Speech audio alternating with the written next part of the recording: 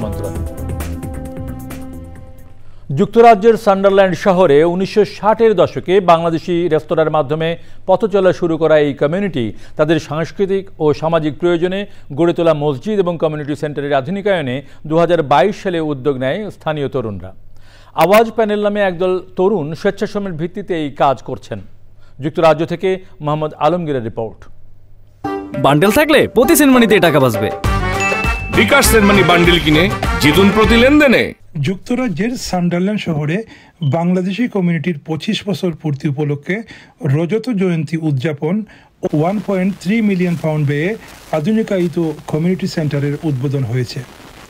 Sunderland সিটির Lord mayor British Bangladeshi বংশোদ্ভূত এহতেশাম হক, ম্যানচেস্টারে নিযুক্ত বাংলাদেশের সহকারী হাইকমিশনার মোহাম্মদ জুবায়েদ হোসেন যৌথভাবে কেন্দ্রটি উদ্বোধন করেন। ইউকে গভর্নমেন্টের ইউথ ইনভেস্টমেন্ট তহবিল থেকে কেন্দ্রের ম্যানেজার আবু শামা ও তার সহকর্মীদের অভিজ্ঞতা এবং বর্তমান ম্যানেজমেন্ট কমিটি সৈয়দ মুসাদ্দিক আহমেদ, মোহাম্মদ শাহিন, মল্লিক শহীদ মিয়া সহ তাদের সহকর্মীর অক্লান্ত পরিশ্রমের সাফল্যের সাথে সম্পন্ন হয় এই প্রকল্প।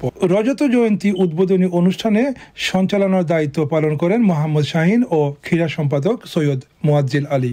ম্যানচেস্টারে নিযুক্ত বাংলাদেশের সরকারের সহকারী হাইকমিশনার মোহাম্মদ জুবায়ের হোসেন বলেন, দীর্ঘ 25 বছর ধরে সেবা দিয়ে আসা এই সেন্টারটিতে এখন স্বাস্থ্যসেবা, শিক্ষা কার্যক্রম, যুবকদের জন্য ফুটবল প্রশিক্ষণের ব্যবস্থা রয়েছে। তারা এই সেন্টারটার উপযুক্ত ব্যবহার করবেন, তাদের দৈনন্দিন কাজে প্রশিক্ষণ থেকে শুরু করে যারা এজেড পিপল আছে তাদের জন্য ব্যবস্থা আছে, এখানে বাচ্চাদের জন্য আছে।